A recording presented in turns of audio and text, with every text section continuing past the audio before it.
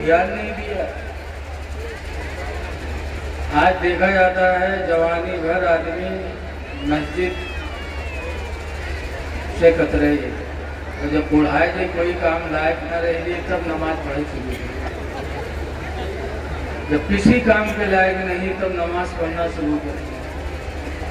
پوری زندگی تو تم نے مال کی تلاش میں گزار دیا، اور اب جب آخری وقت آیا سمجھے کہ اب کچھ سبھیے نہ تو اب نماز پڑھنا شروع کی۔ اللہ جب توفیق دے دے بہتر بات ہے، پڑھے انسان، لیکن ایسے نمازی جو ہیں اپنے آپ کو ولی سے کم نہیں سمجھتے۔ جہاں مہینہ ڈیڑھ مہینہ پڑھی ہے بجانا ولی ہوئی گیا، لوگوں سے جھگڑا کریں گے، مسجد میں بچے اگر بول دیے تو بچوں کو مار کے باہر بھگائیں گے۔ یہ کہاں ہے؟ بچے بچے ہیں۔ آج حضرت بخش اللہ علیہ رحمہ کے مزار پہ آنے کے بعد ہمیں کچھ سبق لینا چاہیے کہ مرنا تو سب کو ہے۔ 4 نبی ایسے ہیں جنہیں موت ابھی تک نہیں آئی، 4 نبی ابھی تک۔ حضرت ادریس علیہ السلام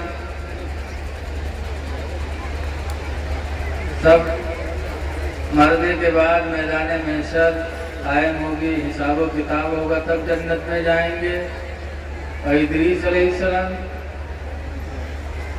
حضرت ادریس علیہ السلام کو موت نہیں آئی، حضرت الیاس علیہ السلام کو، حضرت عیسیٰ علیہ السلام کو، حضرت خضر علیہ السلام۔ اللہ کے کچھ بندوں کی شان عجب ہے۔ دیکھو آج ہم میں تم میں لوگ مرتے ہیں، موت کا فرشتہ آتا اور لے کے چلا جاتا، ہمیں تمہیں کچھ پتہ نہیں چلتا۔ اسی لیے اللہ قرآن میں فرماتا ہے انما تکونوا، تم جہاں کہیں بھی رہو گے، یدرککم الموت، موت تم کو پکڑے گی، موت آنی ہی آنی ہے، موت کا فرشتہ آپ تک پہنچے گا۔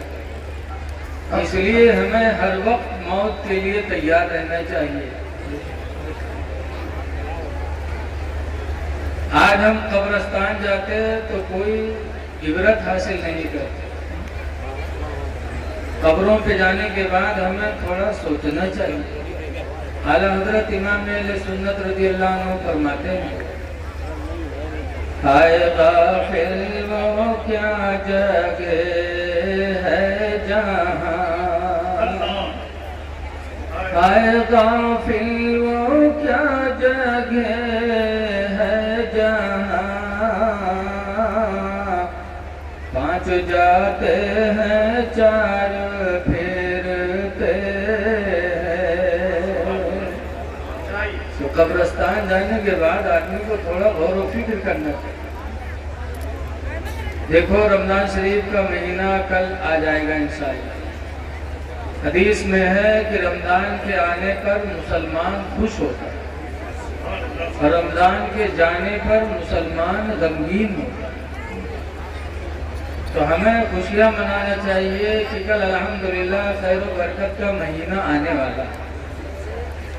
لیکن افسوس ہے کہ اسی میں ہمارے بھائیوں میں کچھ مکار ہیں جو دوا کے 2-3 پتہ ڈپلیکیٹ دوا لے لے ہیں لیکن جیبن دے لے کہ ہوٹل پر وہ چائے پینے بیٹھے، اور کوئی اگر پہنچے ارے یار رمضان اور چائے پی رہے ہیں، ارے حضرت دیکھو نا کتنی بیماری ہے، دیکھیں تم یہ دوا کس کو دکھا رہے، روزہ کس کے لیے رکھ رہے ہو، دکھا کس کو رہے ہو۔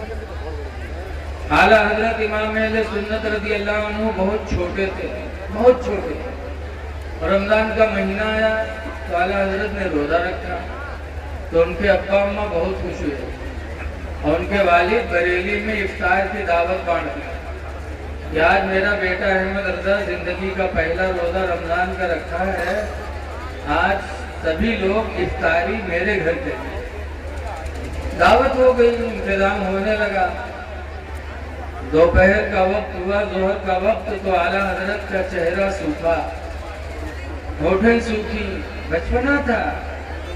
اعلیٰ حضرت کے ابا نے دیکھا، باپ کے دل میں اولاد کی بڑی محبت ہوتی ہے، تو لے کے گئے، کمرے میں بٹھایا، دروازہ کھڑکی بند کیا اور ایک پیالی میں کھیر دیا، کہا بیٹا ابھی 5 گھنٹہ افطاری میں باقی ہے اور تمہاری حالت نازک ہے بیٹا، کھیر کھا لو۔ دروازہ میں نے بند کر دیا، کھڑکی بند کر دیا۔ تب اعلیٰ حضرت نے کہا تھا کہ کیا روزہ میں نے بریلی والوں کے لیے رکھا ہے کہ آپ نے دروازہ بند کر دیا، کھڑکی بند کر دیا، کوئی مجھے نہ دیکھے؟ میں نے روزہ بریلی والوں کے لیے نہیں رکھا، میں نے روزہ جس خدا کے لیے رکھا ہے وہ خدا بند گھر میں بھی دیکھ رہا ہے۔ اعلیٰ حضرت نے روزہ نہیں توڑا۔ اے لوگوں، دوا دکھا رہے ہو دوسرے کو، جھوٹ بول رہے ہو کہ ہم بیمار ہیں۔ رمضان آ رہا ہے، خدا کا شکر ادا کرو، خدا جانے پھر آئندہ ملے کہ نہیں ملے۔ روزہ رکھ لو، روزہ سے کبھی کوئی کمزور نہیں ہوتا ہے، نہ روزہ سے چہرہ بدصورت ہوتا ہے۔ ہمارے تمہارے باپ آدم علیہ السلام جب جنت سے زمین پر آئے کچھ دنوں کے بعد رنگ کالا پڑ گیا، تو آدم علیہ السلام نے عرض کیا، پروردگار جنت میں تھا تو رنگ سفید تھا، دنیا میں آیا تو رنگ کالا پڑ گیا۔ اللہ تعالیٰ نے فرمایا آدم اگر وہی رنگ چاہتے ہو پھر سے تو ایام 20 کے روزے رکھو، ہم روزوں کی برکت سے تمہیں وہ حسن عطا کر دیں گے۔ ایام 20 13، 14، 15 عربی کی تاریخ، 13، 14، 15 عربی کی تاریخوں میں چاند مکمل ہوتا ہے، اس کی روشنی بہت ہوتی ہے، اسی لیے ان دنوں کو ایام 20 کہتے ہیں، سفیدی کے روزے۔ اللہ نے فرمایا ایام 20 کے روزے رکھو آدم، ہم روزوں کی برکت سے تمہارا حسن واپس کریں گے۔ آدم علیہ السلام نے 3 روزہ رکھا تو پھر وہی حسن اللہ نے عطا فرمایا۔ تو جب تمہارے ہمارے باپ آدم روزوں کی برکت سے حسن والے ہو سکتے ہیں تو ہم اور آپ روزہ رکھ کر کے بدصورت کیسے ہوں گے؟ اس لیے روزہ رکھو۔ ہماری ماں بہنیں بہت تعداد میں بیٹھی ہیں، حدیث پاک ہے، میرے پیغمبر فرماتے ہیں المرأۃ اذا صلت خمسہا، جو عورت 5 وقت کی نماز ادا کر لے، وصامت شہرہا، اور رمضان کا روزہ رکھ لے، وَأَطَاعَتْ بَعْلَهَا، اور اپنے شوہر کی فرما برداری کر لے، وَأَحْسَنَتْ فَرْجَهَا، اور اپنے شرمگاہ کی حفاظت کر لے، یعنی زنا سے بچ جائے، فَلْتَدْخُلْ مِنْ أَيِّ أَبْوَابِ الْجَنَّةِ شَاءَتْ، تو جنت میں جس دروازہ سے چاہے گی داخل ہو جائے گی۔ اللہ تعالیٰ اس عورت کے لیے جنت کے سارے دروازوں کو کھول دے گا جو عورت پنجگانہ نماز کی پابند ہوگی، رمضان کا روزہ رکھے گی، شوہر کی فرما برداری کرے گی اور اپنے آپ کو زنا سے بچائے گی۔ ایک حدیث میں اور آیا، عن ام سلمہ قالت قال رسول اللہ، حضرت ام سلمہ سے روایت ہے، فرماتے اللہ کے رسول نے ارشاد فرمایا،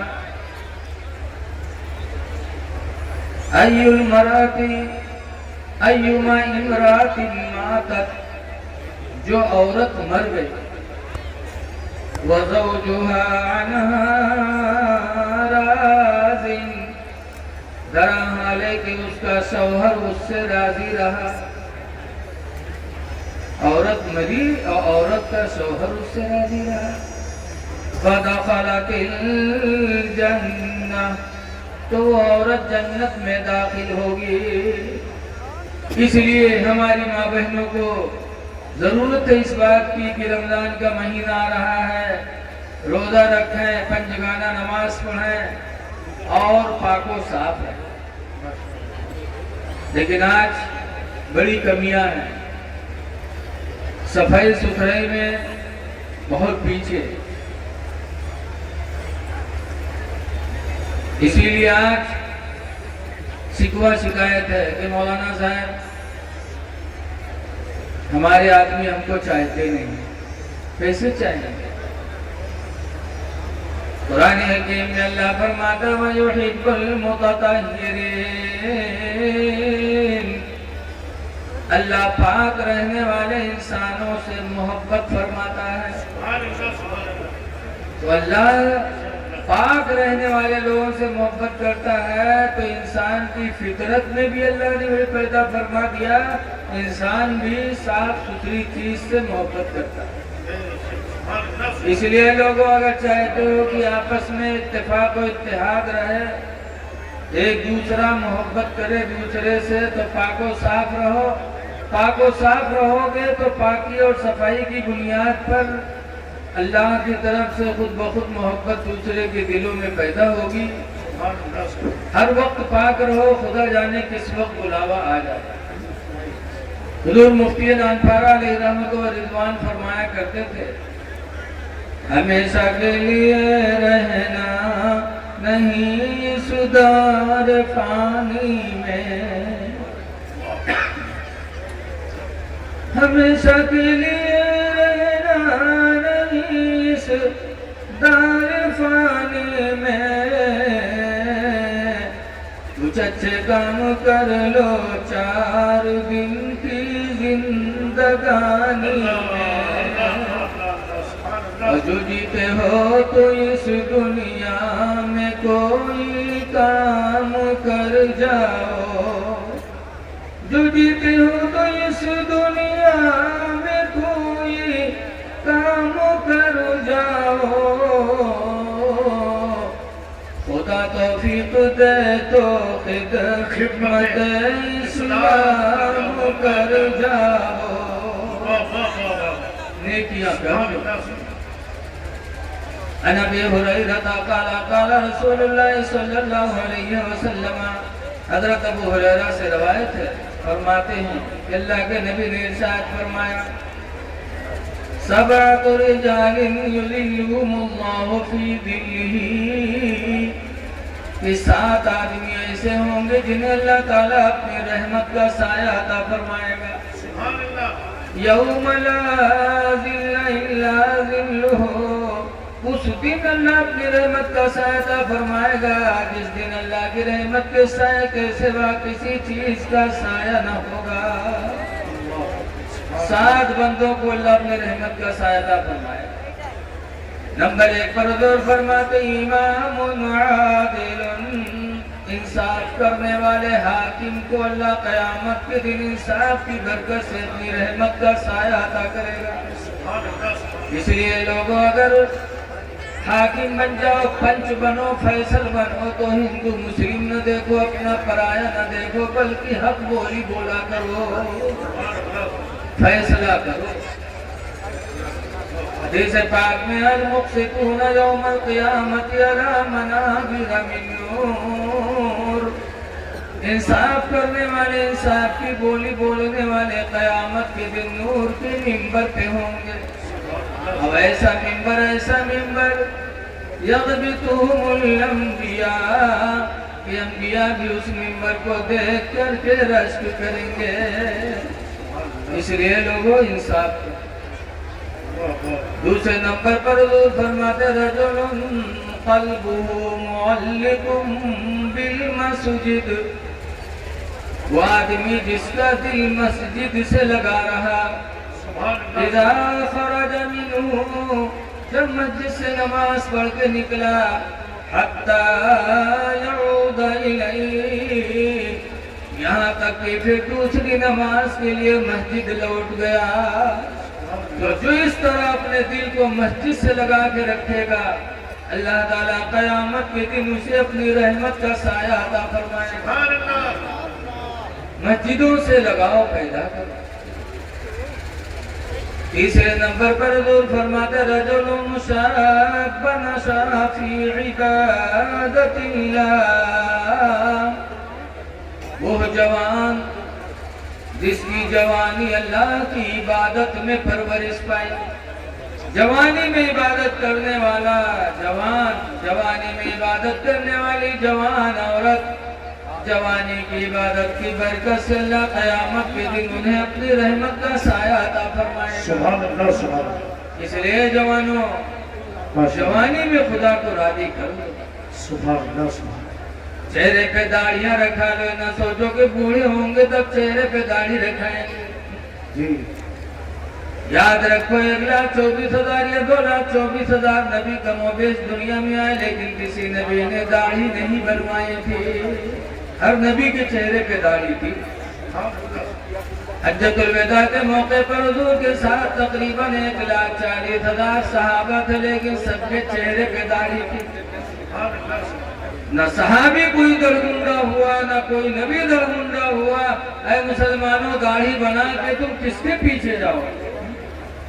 نبی اور صحابہ کے راستے ہی پہ چلنے والا انسان کامیاب ہو سکتا ہے۔ اس لیے داڑھی رکھا لو۔ حضور کی امت میں سب سے پہلے امت مسلمہ میں داڑھی بنوانے والا کون ہے جانتے ہو؟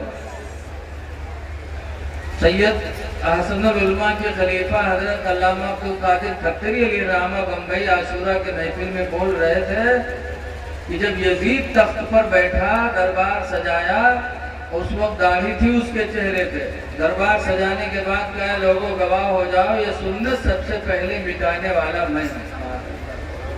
سب سے پہلے یزید نے داڑھی بنائی۔ آپ حسینی ہو، علی کے ماننے والے ہو، نہ حسین نے داڑھی بنائی نہ علی نے داڑھی بنائی۔ اس لیے چہرے پہ داڑھیاں رکھا لو۔ جوانی میں خدا کو راضی کر لو۔ چوتھے نمبر پر ہے رجلان تحابان للہ، وہ دو آدمی جو اللہ کی رضا کے لیے آپس میں دوستی کریں۔ تفرق علیہ واجتمع علیہ، یہ اللہ ہی کی رضا کے لیے ایک دوسرے سے ملے اور اللہ ہی کو راضی کرنے کے لیے دور دور رہیں۔ کوئی بد مذہب ہو، بد عقیدہ ہو، بد عمل ہو، فاسق ہو تو اس سے دور رہو، اس لیے کہ خدا راضی ہوگا۔ تو ایسی دوری بھی قیامت کے دن رحمت الہی کے سہارا کا سبب بنے گی۔ دوستی بھی کرو نیک آدمی سمجھ۔ صبح ہو تو امام کے پاس بیٹھو۔ پانچویں نمبر پر رجل ذکر اللہ خالیا ففاضت عیناہ،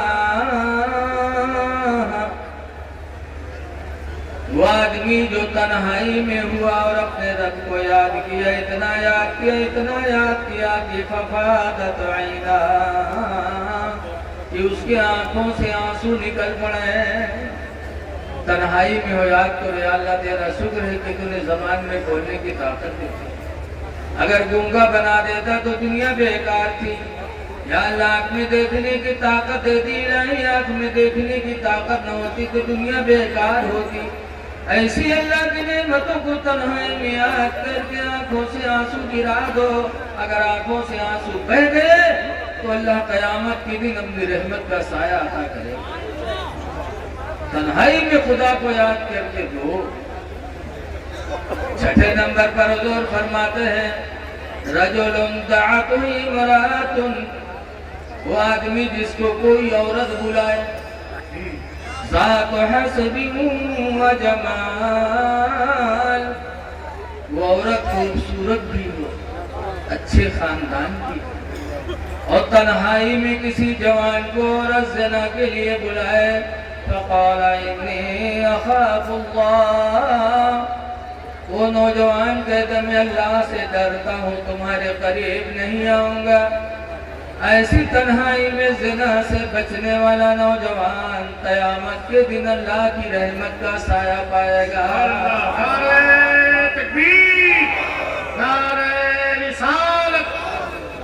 حضرات گرامی، یہ بچہ منبر پر ملا ہے، یہ یہی آیا ہے، بیٹھا ہے، اس کے ماں باپ شاہجہاں نام بتانا ماں کا نام اور اللہ بتانا باپ کا نام، کسی کا ہو تو آ کر کے لے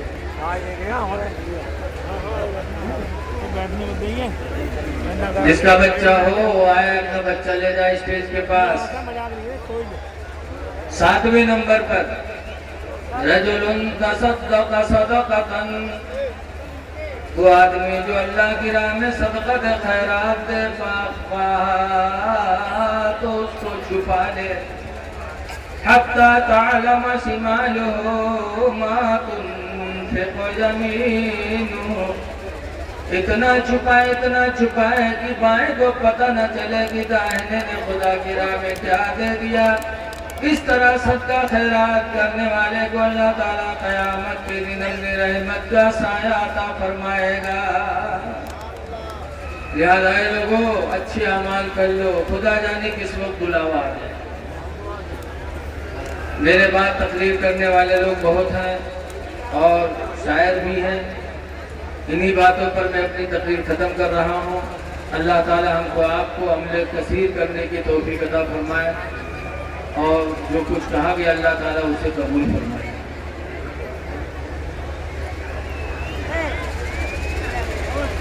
سنیں گے آپ لوگ؟ کتنے لوگ سنیں گے؟ ذرا ہاتھ اٹھا کے بتائیں بھائی۔ چلیے، صاحب سجادہ ہیں، ان کی کرم نوازی ہے کہ انہوں نے 2-4 منٹ کے لیے اور حکم دیا ہے۔ میں نہیں چاہتا کہ میں کسی کے لیے بوجھ بنوں، بہرحال حضرت نے حکم دیا ہے تو ایک بات سن لو۔ عن ابی سعید الخدری قال خرج رسول اللہ صلی اللہ علیہ وسلم فی دہاء فطر الی المصلی۔ حضرت ابو سعید خدری سے روایت ہے کہ اللہ کے رسول صلی اللہ علیہ وسلم عید یا بقرہ عید کے دن عیدگاہ نکلے، فمر علی النساء،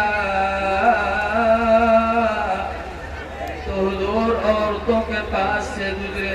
حضور کے زمانے میں عورتیں بھی عیدگاہ جاتی تھی نماز پڑھنے، کیونکہ اس زمانے میں لوگوں کے دل بڑے اچھے تھے۔ دھیرے دھیرے لوگوں کے دل بگڑ گئے تو عورتوں کا مسجد عیدگاہ جانا منع کر دیا۔ حضور عورتوں کے پاس سے گزرے، فقال یا معاشر النساء، تو سرکار نے فرمایا ہے عورتوں کی جماعت، تصدقنا، تم سب صدقہ کیا کرو۔ سبحان اللہ، سبحان اللہ۔ اے عورتوں، صدقہ کرو، خیرات کرو۔ انی رأیتکن اکثر اہل النار، اس لیے کہ میں نے تمہاری تعداد جہنم میں زیادہ دیکھی ہے، عورتیں جہنم میں زیادہ اور مرد کم۔ قلنا وبما یا رسول اللہ، عورتوں نے کہا اللہ کے رسول ایسا کیوں کہ مرد کی تعداد کم، عورتیں جہنم میں زیادہ، ایسا کیوں؟ تو حضور نے اس کی کچھ وجہیں بتائیں۔ ایک وجہ بتائے، تکفرن العشیرہ، تم شوہروں کی ناشکری کرتی ہو، شوہروں کی نافرمانی کرتی، شوہروں کی ناشکری کرتی، اس لیے تمہاری تعداد جہنم میں زیادہ ہے۔ پتہ چلا کہ شوہر کی نافرمانی کرنا، شوہر کی ناشکری کرنا، یہ ایسی چیزیں ہیں جو عورت کو جہنم میں لے کے جائیں گی۔ اور دوسری وجہ بتائی، وَتَكَثُّرُنَ اللَّعْنَا، اور اس لیے بھی تم جہنم میں زیادہ جاؤ گی کہ تم بد دعائیں زیادہ کرتی ہو۔ بد دعائیں عورتیں زیادہ کرتی، بد دعا کرنے کی وجہ سے جہنم میں زیادہ جائیں گی۔ اے میری ماں بہنوں، اگر شوہر سے کوئی کمی ہو جائے، لڑکے سے کوئی کمی ہو جائے، کسی سے کمی ہو جائے تو بد دعا نہ کیا کرو۔ تم نے تو اس نبی کا کلمہ پڑھا ہے جس نبی نے طائف میں پتھروں کی بارش برداشت کی، پنڈلیاں پھوٹی، نبی کے جوتے خون سے بھر گئے، لیکن ایسے موقع پر بھی میرے نبی نے بد دعا نہیں کیا۔ حضور سے کہا گیا تھا وَادْعُوا عَلَى الْمُشْرِكِينَ، اے اللہ کے رسول ان مشرکوں پر بد دعا کر دو ہلاک ہو جائے۔ انہوں نے پتھر جلایا، حضور نے بد دعا نہیں کی بلکہ ہاتھ اٹھایا کہ اللہم اہدی قومی،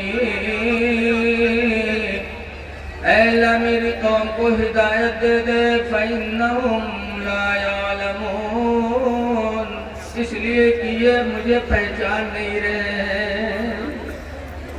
پتھر کھا کے میرے نبی نے بد دعا نہیں کیا۔ اسی لیے کسی کہنے والے نے کہا ہے کہ سلام اس پر کی جس نے بادشاہی میں فقیری کی،